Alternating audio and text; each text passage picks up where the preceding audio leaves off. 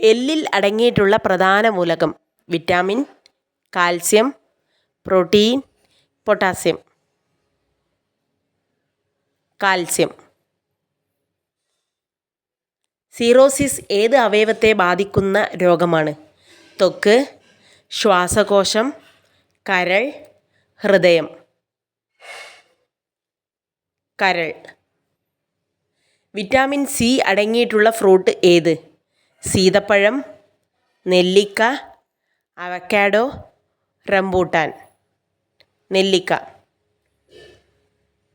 ഏവിയൽ influenza എന്നറിയപ്പെടുന്ന രോഗം. എലിപ്പനി, ഡെങ്കിപ്പനി, പക്ഷിപ്പനി, വൈറൽ പനി.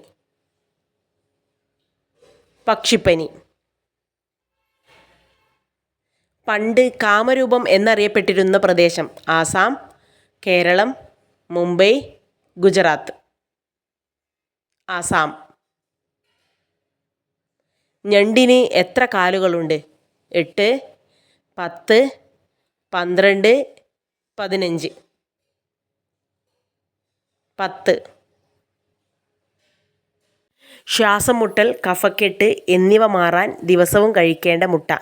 താറാമുട്ട, കോഴിമുട്ട, കാടമുട്ട, മീൻമുട്ട. കാടമുട്ട.